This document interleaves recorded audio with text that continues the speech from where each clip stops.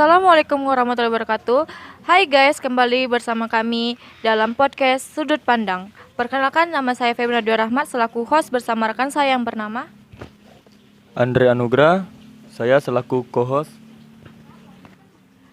Oke, jadi kali ini kita kedatangan tamu salah satu murid di SMA Negeri 1 Prabu Muli nih, yang akan mengupas lebih dalam mengenai peristiwa berdarah yang sangat terkenal nih. Apa ya Kak Andre?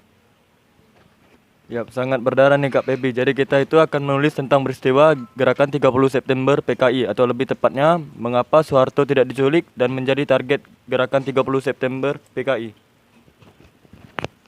Sangat kontroversial banget ya Kak sepertinya. Oh iya dong. Tapi sebelum itu, yuk kita sapa dan kenalan dulu nih sama para bintang tamu kita. Oke, terima kasih Kak Pebi dan Kak Andre. Baik, perkenalkan, nama saya Zaskia Aka Putri. Dan benar kata Kak Pebi tadi, saya dan teman-teman saya ini merupakan siswa-siswi SMA Negeri 1 Prabu Muli. Halo semuanya, saya Amanda. Saya Fadil Maren.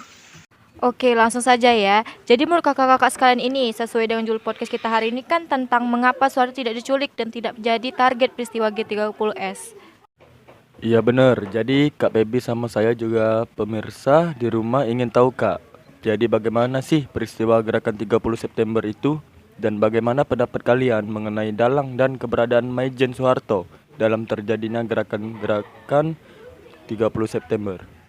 Oke, jadi seperti yang kita ketahui, pada hari Kamis tanggal 30 September 1965 di Bogota, Republik Indonesia, Jakarta, telah terjadi gerakan militer dalam Angkatan Darat.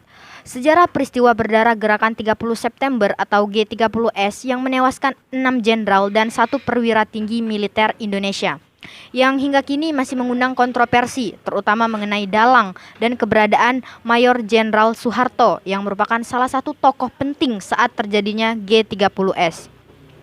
Nah, kontroversi ini sendiri muncul karena menurut beberapa peneliti sejarah, misalnya mengatakan bahwa fakta sejarah peristiwa G30S yang ditulis oleh pemerintahan Orde Baru tidak menuliskan fakta sejarah secara akurat dan masih banyak misteri yang dipecahkan, terutama mengenai dalang dan keberadaan salah satu tokoh penting saat terjadinya G30S 1965. Yakni Mayor Jenderal Soeharto, seorang jenderal yang mewarisi tahta pemerintahan dari Orde Lama menuju pemerintahan Orde Baru.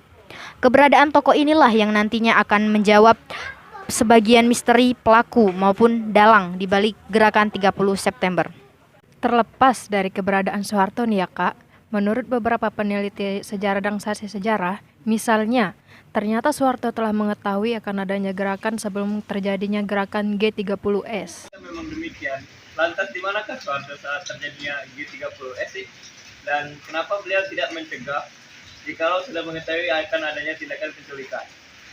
Dan apakah Soeharto salah satu dalam utama di balik peristiwa G30S? Oke, langsung banyak pertanyaan yang muncul di kepala Kak Fadil nih sepertinya. Peristiwa penculikan 6 jenderal dan 1 perwira militer Angkatan Darat yang terjadi pada tahun 1965 merupakan rangkaian peristiwa yang terjadi akibat propaganda tentang adanya penyebaran isu Dewan Jenderal yang dikabarkan akan melakukan kudeta terhadap Presiden Soekarno. Selain itu, bersamaan dengan adanya isu Dewan Jenderal ini, pada bulan Mei 1965 pula tersiar kabar mengenai isu dokumen Gilchrist yang menghebohkan suasana politik, yang mana isi dari dokumen Gilchrist ini pada intinya membuat kondisi Indonesia dan juga memuat berbagai pernyataan seolah-olah ada ikut campur dan kerjasama antara TNI Angkatan Darat Inggris dan Amerika Serikat untuk melengsarkan Presiden Soekarno. Nah, isu Dewan Jenderal dan dokumen Gilchrist menyebar serta membuat situasi politik semakin memanas.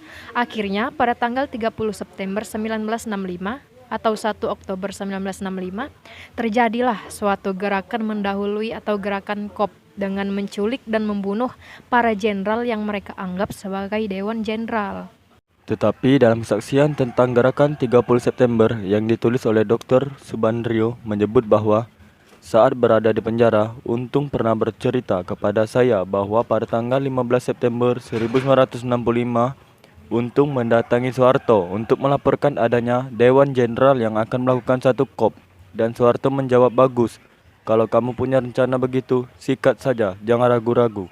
Jika memang Soeharto mengetahui tentang gerakan ini, seharusnya ia memberitahukan hal ini kepada Presiden Soekarno. Karena sebagai Kepala Satuan Angkatan Darat, Soeharto bisa menggantikan Letjen Ahmad Yani apabila Ahmad Yani tidak ada atau berhalangan. Dari pernyataan Dr. Subandrio, pada intinya menggambarkan bahwa Soeharto sebagai salah satu pelaku G30S karena Soeharto telah mengetahui adanya grup Dewan Jenderal 15 hari sebelum gerakan. Dan bahkan Soeharto tidak memberitahu gerakan G30S kepada Presiden Soekarno. Seakan-akan sosok Soeharto ini juga merencanakan sesuatu yang terselubung. Tapi meski begitu, narasi Dr. Subandrio ini merupakan narasi sepihak dan masih belum bisa dipertanggungjawabkan. Bagaimana dengan pertemuan Soeharto dengan Kolonel Latif? Menurut kesaksian Latif, dalam pledoinya Kolonel Abdul Latif, Soeharto terlibat dalam G30S, bahwa ia mendatangi Soeharto di rumah sakit Latif yang percaya kepada Soeharto sebagai atasan bercerita soal rencana penculikan para jenderal yang tergabung dalam Dewan Jenderal. Pak, malam ini kami dan beberapa kompi pasukan akan bergerak untuk membawa para jenderal anggota Dewan Jenderal ke hadapan Yang Mulia Presiden. Namun, pernyataan itu berbeda dari apa yang disampaikan oleh Soeharto dalam wawancaranya dengan Der Spiegel pada tanggal 19 Juni 1972. Harto mengaku ditemui di RSBK De Gatot Subroto oleh Latif pada malam 30 September 1965. Tetapi dalam autobiografinya, Soeharto pikiran, ucapan, dan tindakan Soeharto mengaku hanya melihat Latif dari kejauhan dan tidak sempat berinteraksi. Hal yang terdengar aneh dan mengingat dua narasi yang disampaikan Soeharto ini sangat kontradiktif. Dari pernyataan Latif maupun Soeharto, terdapat dua pendapat yang jauh sama sekali berbeda dalam pledoinya. Kolonel Latif menggambarkan sosok Soeharto seperti halnya pelaku yang sudah merencanakan sesuatu.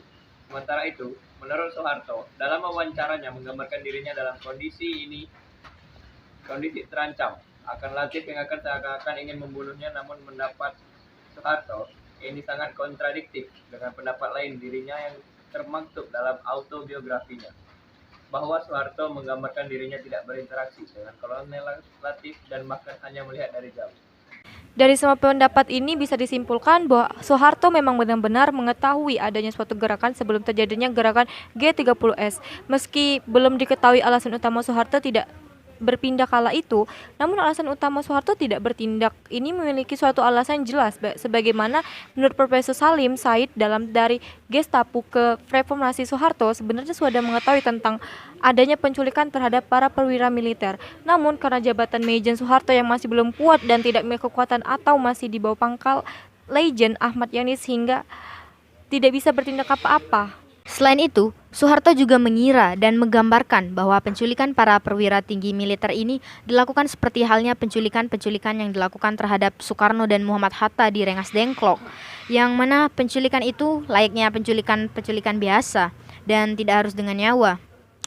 Terlepas dari berbagai pendapat yang berbeda dan kontradiktif, singkat kisah setelah bertemu dengan Soeharto di Rumah Sakit Gatot Subroto, Kolonel Latif menghadiri rapat bersama Brigjen Suparjo, Letkol Untung, dan beberapa anggota lainnya. Sementara Maijen Soeharto sendiri yang merasa dirinya tidak diberitahu oleh Kolonel Latif serta merasa tidak tahu akan bahaya yang menimpa Jenderal Ahmad Yani, memilih untuk pulang ke rumah jelang tengah malam. Bisa dikatakan, Soeharto mengetahui berita tentang penculikan dan pembunuhan para perwira militer melalui Jenderal Nasution yang berhasil meloloskan diri. Dan tidak lama kemudian, sekitar 07.00 waktu Indonesia Barat, terdengar kabar tentang berita berikan dan pembunuhan Dewan Jenderal dari Radio Republik Indonesia, serta susunan Dewan Revolusi yang dipimpin oleh Letkol Untung Syamsuri alias Kusman. Setelah mendengar berita dari RRI tentang penculikan dan pembunuhan Dewan Jenderal, sebagaimana yang termaktub dalam komunisme, di Indonesia pemberontakan G30S PKI Jilid 4 mengatakan bahwa Maijen Soeharto sebagai orang yang menunjuk dirinya sendiri sebagai Panglima Angkatan Darat mengambil langkah untuk menetralisir sekitar daerah Medan Merdeka. Tak lama kemudian, Maijen Soeharto memanggil Panglima Komando Daerah Militer 5 Jaya Mayor Jenderal Umar Wirahadikusuma. Setelah itu Maijen Soeharto memerintahkan untuk menutup perbatasan ibu kota guna mencegah gerombolan pencuri lari keluar Jakarta, sekalipun situasinya belum jelas. Dengan informasi yang dihimpun oleh Jenderal Umar Mejen Soeharto, dapat mengambil serangkaian tindakan di antaranya. Tindakan pertama mencoba menetralisir pasukan yang berada di jantung ibu kota dan kemudian Soeharto menghubungi Panglima Angkatan Laut dan Panglima Angkatan Kepolisian. Memasuki 17.00 waktu Indonesia Barat, tanggal 1 Oktober 1965, sore hari di markas Kostrad Mejen Soeharto, memanggil Komandan RPKAD Kolonel Sarwo Edi Wibowo yang bermarkas di Cijantung dan memerintahkan untuk mempersiapkan pasukannya guna menguasai gedung telekomunikasi dan RI. Dan pada akhirnya, untuk sementara waktu gedung telekomunikasi dan RRI dikuasai oleh Angkatan Darat. Setelah berhasil menguasai kantor telekomunikasi dan RRI, Mayor Jenderal Soeharto kemudian memerintahkan pasukannya untuk ke Bandara Halim Perdana Kusuma, yang menurutnya sebagai markas pemberontak. Sebelum menyerang Bandara Halim Perdana Kusuma, Mayor Jenderal Soeharto melalui ajudan Presiden Kolonel Bambang Wijanarko mengirimkan pesan kepada Presiden Soekarno agar meninggalkan komplek Halim Perdana Kusuma selambat-lambatnya pada 24.00 waktu Indonesia Barat. Dan Presiden Soekarno beserta ajudannya meninggalkan pangkalan Halim Perdana Kusuma melalui jalur darat menuju Istana Bogor tepat pada pukul 20.30 waktu Indonesia Barat. Dalam waktu 1 hari saja, militer Angkatan Darat berhasil menguasai tempat-tempat penting yang sebelumnya dikuasai oleh pasukan gerakan 30 September. Dari berbagai kronik maupun kronologi, pergerakan Soeharto pasca G30S terdapat kejanggalan karena strategi dan pergerakan Angkatan Darat dapat terorganisir dengan baik dan cepat, seakan-akan sudah direncanakan lebih dulu oleh Soeharto bahkan sebelum terjadinya G30S. Mengingat informasi dan komunikasi yang beredar, waktu itu tidak secepat saat ini. Selain itu, langkah Majen Soeharto dapat berjalan dengan cepat dan tepat tanpa adanya hambatan yang berarti. Dari paparan kronologi maupun kronik yang terjadi dari mulai sebelum terjadinya gerakan 30 September hingga pasca gerakan 30 September, dapat ditarik kesimpulan bahwa Soeharto merupakan sosok yang mengetahui tentang adanya penculikan terhadap para jenderal Angkatan Darat, terutama beberapa jam sebelum terjadi operasi gerakan 30 September. Bahkan menurut kesaksiannya, jauh sebelum peristiwa itu terjadi, Letkol Untung memberi informasi kepada Soeharto akan menjalankan suatu gerakan dan Soeharto juga kian mendukung gerakan tersebut. Hal ini menandakan bahwa Soeharto telah mengetahui tentang penculikan terhadap Dewan Jenderal, namun terlepas dari kontroversinya, alasan Soeharto bersikap diam dan bahkan mendukung operasi tersebut, yakni Soeharto telah mengira bahwa penculikan tersebut merupakan penculikan biasa, seperti pengalaman-pengalaman sebelumnya. Selain mengenai Soeharto yang mengetahui sebelum terjadinya gerakan G30S, langkah Soeharto pasca G30S juga dinilai adanya kejanggalan.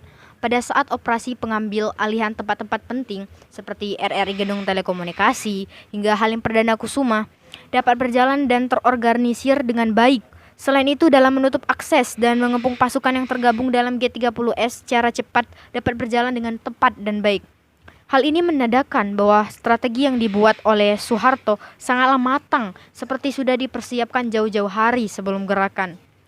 Terlepas dari semua, sosok Soeharto ini merupakan sosok yang berjasa dan menumpas pemberontak pasukan gerakan G30 September atau G30S 1965, sehingga dapat menstabilkan situasi politik di Indonesia. Dengan adanya sejumlah kontroversi yang masih meliputi keterlibatan suatu tokoh dalam sejarah G30S merupakan sebuah upaya yang sungguh-sungguh dan berintegrasi untuk menguak sebuah kebenaran sejarah tersebut sangat diperlukan, sebab hanya dari sejarah yang jernih bertutur kita bisa mendapatkan pengalaman yang berharga. Intinya, dengan banyaknya kontroversi dan pendapat mengenai peristiwa gerakan 30 September ini, kita sebagai pemuda-pemudi bangsa harus tetap berpegang teguh pada kebenaran. Sekian dari podcast Sudut Pandang. Semoga obrolan kita hari ini bisa menambah wawasan Dan pengetahuan tentang sejarah yang pernah ada di negara ini, yaitu G30S PKI. Kami akhiri, wassalamualaikum warahmatullahi wabarakatuh. Salam jas merah. Jangan sekali-kali melupakan sejarah. Jangan lupa like, komen, dan subscribe ya guys. Bye.